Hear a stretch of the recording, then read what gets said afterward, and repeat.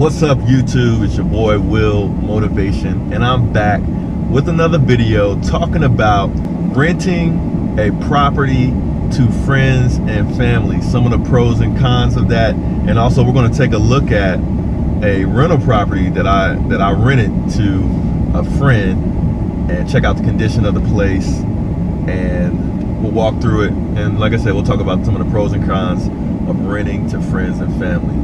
All right, and some cool updates tonight. Friday, we are doing a live stream, and we're going to talk about the next vehicle for the channel. I want you guys to help me pick the next vehicle to feature on the Will Motivation channel, the next vehicle I should buy, you know what I'm saying? So we're going to talk about that because I'm ready to make a move with the Mustang. Since I know I'm going to get the GT 500, there's really no use of me keeping this Mustang when I know I'm going to trade it for a GT 500. But the longer I keep it, the less money I'm going to get for it. So I thought, hey, maybe this is an opportunity to grab something exciting for the channel in the meantime, while I wait for that GT 500 to come out, so you guys can help me figure out what vehicle I should get. So that's going to be on a live stream tonight, Friday. What's today? Friday, March 2nd, at 9 p.m. Eastern time. All right, so I'm gonna get this video up as soon as possible, but you guys definitely set your calendar for my live stream tonight, 9 p.m. Eastern time, Friday night, March 2nd. All right, now let's go check out this crib and talk about the pros and cons of renting to friends and family, and also on the live stream, after we talk about the channel vehicle, the next channel vehicle, we can also talk about some Q&A, some mentoring on investment properties, rehabs, flips, rental properties, all that good stuff. All right, so stay tuned.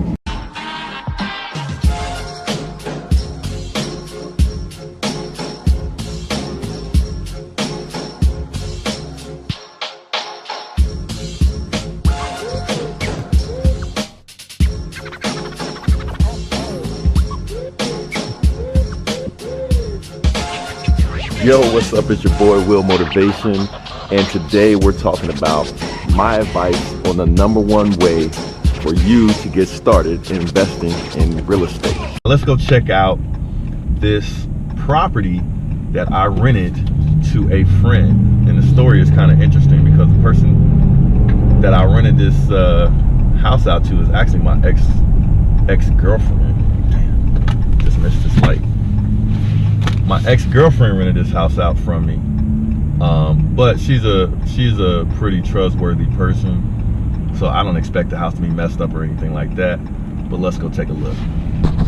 All right, so here's the street that the house is on. This is actually one of the cheapest houses I've ever purchased and rehabbed, but it was a good investment for sure. I bought it for that's it right there. I bought this house for, let's see, about, I want to say $35,000,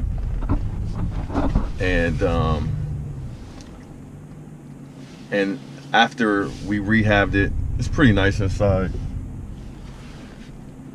The value is somewhere around $85,000 now, and this neighborhood is actually, it doesn't look like much, but it's pretty decent actually. It's quiet. The street is quiet. I don't know what the ratio is from homeowners to renters, but yeah, good investment. Okay, so we are here in the rental property that I rented out to my ex-girlfriend. Now let's take a look at it. It's not that bad at all. So before she moved in here, we rehabbed this house, and she actually sort of managed that. She found the contractors and everything. But anyway, this is the living room. We came in, kind of gutted this house, painted it. We opened this up. It used to be closed off with a little walkway to get in the kitchen right here. Put in new flooring. I actually pulled this flooring out of my basement because I didn't really like it. and it was all in good shape, so we put it in this house. So it's got laminate coming into the house, so no tracking on the carpet. Carpet's in excellent condition. Like I said, we opened this up, put in stainless appliances. So we got the stainless fridge. We have, microwave, stove. The only thing, this house does not have a dishwasher, which I might add one. And I might paint these cabinets white. I'm thinking that this house needs a little bit of carpentry work and a little bit of paint work. So I might have my guy come in here and get it ready to rent, clean it out.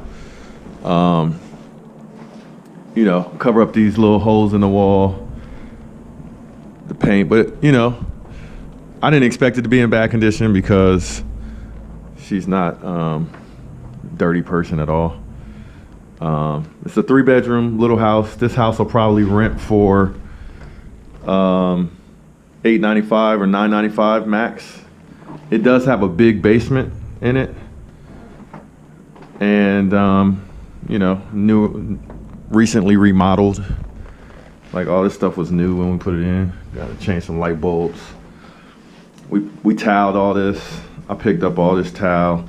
I didn't put it in, but I gotta repaint this for sure. Just with a thick coat of eggshell paint for sure. I'll put a darker color in here. But anyway, so I gotta paint this bathroom. Nothing really needs to be done there.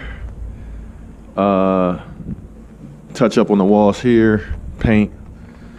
I'll probably paint this the color of the house because she wanted it to be like a closet. And because of that, when we rehabbed it, they actually put the closet. She made this whole room her closet, which was not a bad idea considering there's very little closet space in this house. But I gotta turn it into a fully functional 3-bedroom. So I'll put this closet back. This is the master bedroom. So here's the closet for the master bedroom, which is really small. So that's why she wanted to make that other room into her closet. I'm gonna paint this room again back to the original colors. Paint the ceiling. That texture on the ceiling is terrible, but whatever. It's easy fix. Then I gotta have my guys come get all this stuff out, like this bed and stuff. I'm gonna see if any of my friends need this bedroom furniture. But yeah, so this is the rental property. Y'all want to see the basement?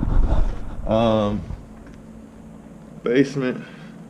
So y'all coming out of here with some pillows and a TV. I gave her that TV anyway. I'm a nice guy.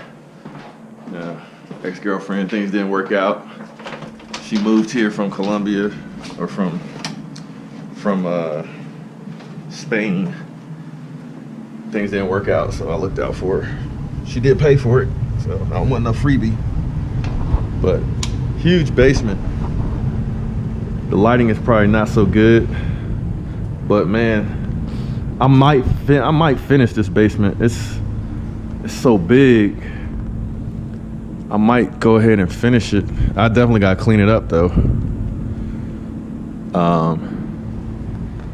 Definitely gotta clean it, but man, I could throw some carpet down, and I know just the guy to get this cleaned up. I think I would take out all of this ceiling and just spray paint the entire everything up in the ceiling, spray paint it black, like give it an industrial look. Throw down some carpet, paint those walls, and call it a finished basement, industrial finished basement, and clean, get all this stuff out of here. But I'm gonna call my guy now, see if he wants to do it.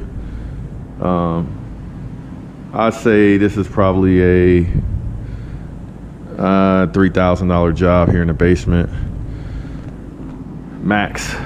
But it's a big basement. I put in this new furnace. Turn these lights off. Put in carpet, going down to the basement. I gotta clean all this up. paint these walls, go into the basement. Yep. Get this house ready to go. But yeah, we're looking at probably 2 weeks to get this house ready. It's not, I don't want to rush anybody in here for them to be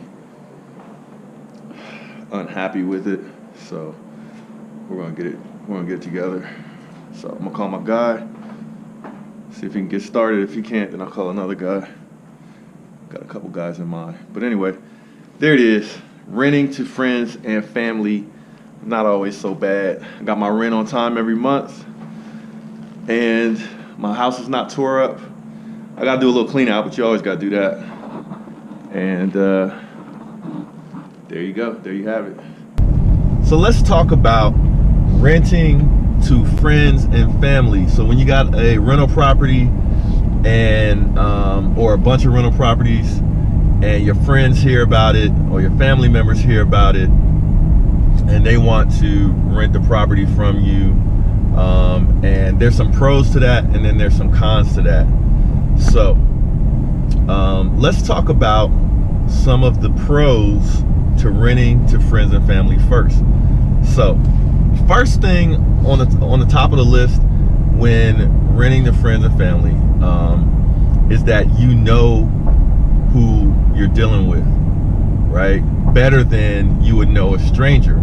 So you can make the determination right up front whether it might be a good idea or a bad idea to rent to this particular person. Because if you have a friend or a family member that wants to rent from you, and you know that they're not going to pay you your rent on time or at all, that kind of thing, if you know that because you know the person, then you can eliminate them immediately, and you know, for whatever reason you got to come up with not to rent to them, right? Because you know they're not going to pay you, and that's just going to mess up your friendship or whatever. Like if their family member might mess up your relationship with them. So if you know the person, then you can probably be a better judge of character in their history than somebody off of the street, because a lot of times you get people that you don't know that might look like good tenants, but then they'll be the people that you end up having to evict. Okay, so that's number one pro to renting to friends and family, is because you can quickly determine whether to include them as a potential renter or exclude them as a potential renter. Number two pro to renting to friends and family is that usually your friends and your family members will take care of your property better than a stranger if it's one of those people that you decide to let rent from you. Okay, so my advice off the rip with this subject is I don't automatically say don't rent to friends and family, but I would say don't rent to friends and family that are going to have trouble paying you, or you know, have the type of character that's they're going to not take care of your house and that kind of thing. Just don't do it. Okay, now, but there's some friends and family where you know their character and you want to help them out or whatever, and let them rent one of your places, and you can do that. And what I found is I have rented to friends and family, and they tend to take care of the homes better than your average renter off the streets. So that's the number two pro to renting to friends and family. Number three, that is in line with them taking care of your house. Usually when you rent to friends and family, they are not as likely to call you with emergency situations and have those stressful, tense moments where something is wrong and the tenant wants to blame you because you don't know them, they don't know you, and they're trying to treat you like they would treat any other business, and they call like the end of the world is happening because, you know, there's some issue at the house with the plumbing or whatever. But with friends and family, usually you don't get those crazy kind of calls, and if that person has a kind of personality to act frantic about everything, you don't want to rent to them anyway. And if you know their personality, right? You don't want to rent to them anyway, because they're going to be the ones being frantic about everything, calling you about every little thing that happens. But when you in my experience renting to friends and family, when something does go wrong, usually it's not a stressful situation. They're a little bit more patient with me, just like I'm a little bit more patient with them with things that might come up. All right, so that's the number 3 con. It can be less stressful dealing with friends and family as renters. Okay. Now, number 4, it's also in line with how, friends and family and taking care of your property is. I've rented to some friends of mine that took care of everything for me, and then I would just pay for the materials of whatever the expense was for fixing up the property. And that can be extremely helpful, especially if you're a busy person like myself. Have a bunch of rental properties, and my friends, sometimes they know I'm busy, so they'll be like, hey, the sump pump went out, I'm going to go ahead and change it, and the part will cost $50. And they'll be like, just give me the $50 and we're good. Whereas if it had been a regular tenant off the street, they're probably not going to offer to do that. So you're going to have to call somebody. You're going to have to pay for not only the materials, but you're going to have to pay for the labor to get whatever it is fixed. So that's definitely been a pro for me renting to friends and family. Also, renting to friends and family, it's easier when the lease comes to an end. So, like sometimes when a lease is coming to an end with a tenant off the street, they will attempt to not pay you the last month's rent because they put in a security deposit and they feel like their security deposit covers their last month's rent. Whereas with friends and family, that just usually doesn't happen because if they're a good friend or a good family member, they respect you, they respect you and they pay for their time that they're there at the house. So that's definitely a con. And when they leave, it's usually cleaned up and everything is good to go. Now, let's talk about some of the cons, because a lot of people will say don't rent to friends and family. And to be honest, I have at times felt like I should not rent to friends and family as either, because the number one thing is you tend to charge your friends and family less than you would charge a stranger or somebody off the street that wants to rent your property. So my overall, and that's just me. Now for you might not want to do that. You might want to treat, if you do rent to friends and family, you might just treat it as a normal transaction and you go through your typical lease application and your typical process for approving a lease for your property. There's nothing wrong with that. But me personally, if I feel like that particular friend or family member can afford to pay for the place, I will usually rent it to them if they have good character or whatever, and I don't think I'm gonna have any issues. But I will lease it to them at a discount with the assumption that they are not going to be stressing me out about any little issues that pop up. That's my justification for charging less. But at the end of the day, this is a con because you end up with less money in the bank when you lease to friends and family a lot of times. But that can be avoided, like I said, if you charge what you would normally charge and that kind of thing. But there's a give and take there in my situation because I expect people to be patient with me, and I'm lenient with them because I'm not charging them market rates for rent and that kind of thing. So for me, it usually works out. But that's the number one thing. The number two thing is, if something happens and your tenant cannot pay the rent and it's your friend or a family member, you guessed it, that's the worst case scenario. You don't get your money for rent and then you have a harder time getting it because it's a friend or family member. You don't want to be hounding them for money, and maybe they just don't have the money.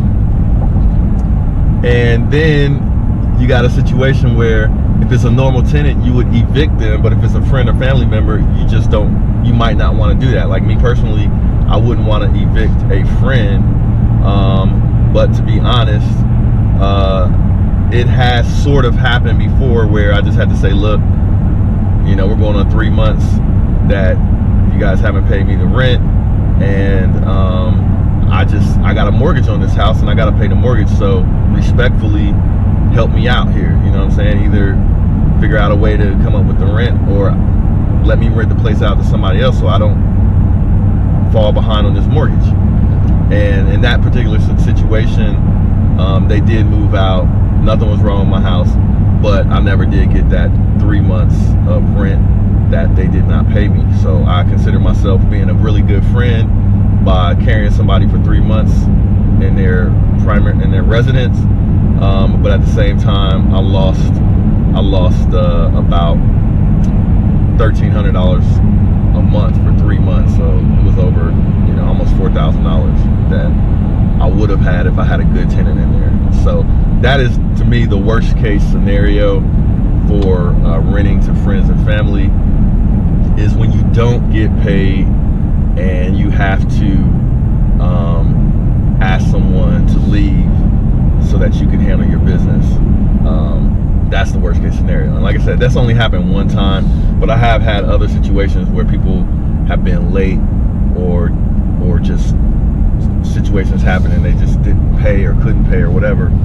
And as long as we get back on track, I'm usually pretty lenient, but they're gonna have to be more lenient with me as soon as something happens that needs to be addressed in their house. They might have to pay for it or whatever, you know, just to be fair. So anyway, that's kind of like the worst case scenario for me. Let's see, the other cons, I haven't had to deal with too many other issues with friends and family. You know, there have been a couple of scenarios where people got sick and, you know, that messed up their work, being able to work and stuff like that. And that's where you just got to look at yourself in the mirror and say, what kind of friend am I? And, you know, if they were somewhere else, renting from somebody else, they'd have a bad situation, but because they're renting from me, and depending on how good the friendship or relationship is with that person, I try to help them out. But that's one of those things where a lot of people just can't afford to do that or would not do that. And if you can't afford to do that, then yeah, you might want to either not rent to your friends and family, or if that situation happens, have an understanding where they just have to go live with somebody else so that you don't lose your house because you got to pay taxes and a mortgage on it while they can't pay it, and you can't afford to be carrying them. You just got to have that understanding with them up front. Just, this is what it is, and nothing personal. It's business. So I don't suggest everybody do what I do, but yeah. So for me though, for the most part, renting to friends and family has been fine, and it's been sort of a win-win situation. I feel good that you know, some of my friends live in properties of mine, and I know they're taking care of the properties, and I'm helping them out because they're not paying market rates for rent. And this is just my way of kind of spreading the wealth, you know what I mean? Because I'm profiting on the other properties, and they help me out with whatever, you know. My friends that I'm talking about, these are real friends. So if I needed help with whatever, I'm sure that they would step up to help me out with whatever it might be. So I don't have a problem trying to be a good friend to other people. So that's just my philosophy. But you got to be careful, and you don't want to get in a situation where you are losing a house or messing up your credit for anybody. So that should be first and foremost. But anyway, those are my thoughts on the pros and cons to renting to friends and family. You know, my advice is evaluate the situation.